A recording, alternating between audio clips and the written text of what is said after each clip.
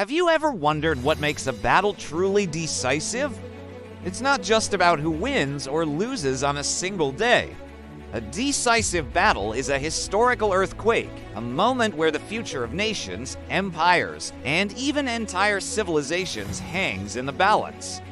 These are the clashes that ripple through time, redrawing maps, toppling thrones, and forging the world we know today. They are moments of incredible courage, strategic genius, and sometimes sheer luck. From the muddy fields of medieval France to the frozen ruins of a Soviet city, these battles prove that a single event can alter the course of history forever.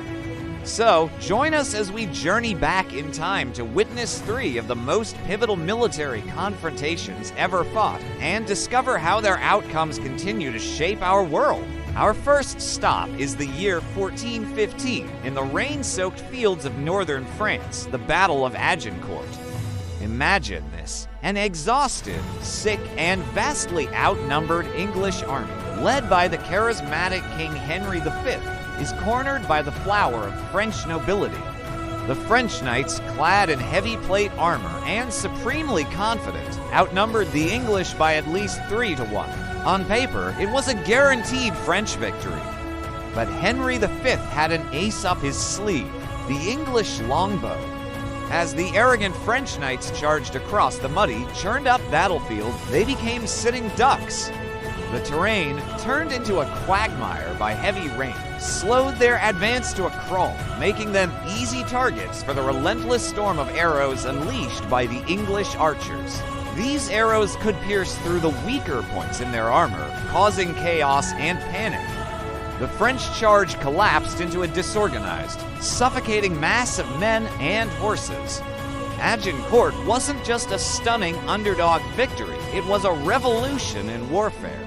It signaled the beginning of the end for the mounted knights' dominance on the battlefield and heralded the rise of disciplined infantry and ranged firepower. The longbow, a weapon of the common man, had triumphed over the aristocratic knight, fundamentally changing the social and military landscape of the late Middle Ages. The psychological blow to France was immense, prolonging the 100 Years' War and securing Henry V's legendary status. Now, let us leap forward 5 centuries to the brutal winter of 1942. We arrive at a city on the Volga River, a city whose name would become synonymous with unimaginable suffering and iron-willed resistance: Stalingrad. This was not a battle of open fields and cavalry charges. It was a meat grinder. A hellish, close-quarters struggle fought in the ruins of a once thriving industrial center. The German Sixth Army, the pride of the Wehrmacht, had pushed deep into the Soviet Union, aiming to capture the city that bore Stalin's name. But they met a resistance fiercer than anything they had ever encountered. The Soviet Red Army, under the mantra "not one step back," defended every building, every factory floor, and every sewer tunnel. The fighting was savage, with life expectancy for a new soldier on the front lines sometimes measured in hours.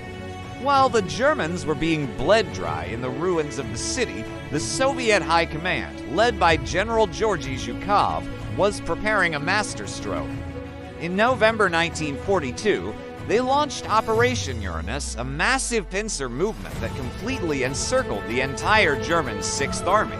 Cut off from supplies in the depths of the Russian winter, the German soldiers faced starvation and freezing temperatures. Hitler forbade any attempt to break out, condemning his army to a slow, agonizing death. The eventual surrender of the Sixth Army in February 1943 was a catastrophic blow to the Third Reich, both militarily and psychologically. Stalingrad was the definitive turning point on the Eastern Front of World War II. It shattered the myth of German invincibility and marked the beginning of the relentless Soviet advance that would end in Berlin. Our final journey takes us to a ridge near a small Belgian village on June 18, 1815, the Battle of Waterloo. One of the most famous military commanders in history, Napoleon Bonaparte, who had escaped from exile and sensationally returned to power, faced his final stand. An army of the 7th Coalition, a diverse force of British, Dutch, Belgian, and German troops under the command of the stoic Duke of Wellington, stood in his way.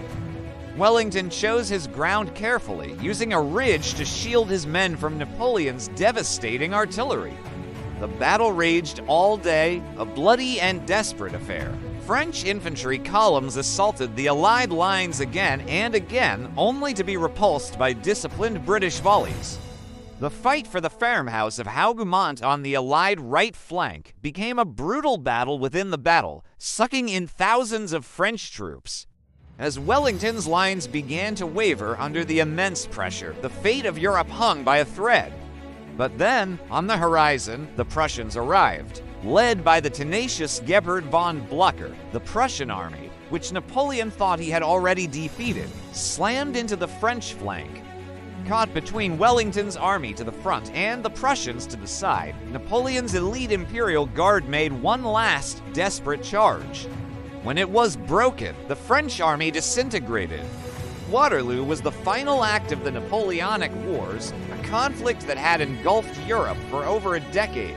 It ended Napoleon's reign for good and ushered in a new era of European politics, dominated by the great powers that had defeated him.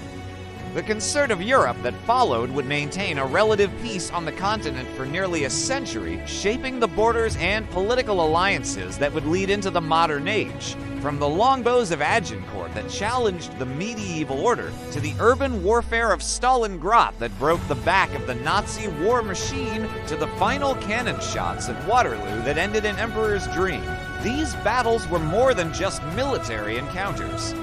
They were historical crossroads. They demonstrate how technology, strategy, geography, and sheer human will can converge to create moments that change everything. The world we live in today is a direct legacy of these conflicts. Our borders, our alliances, and the very balance of global power were all forged in the crucible of these decisive battles.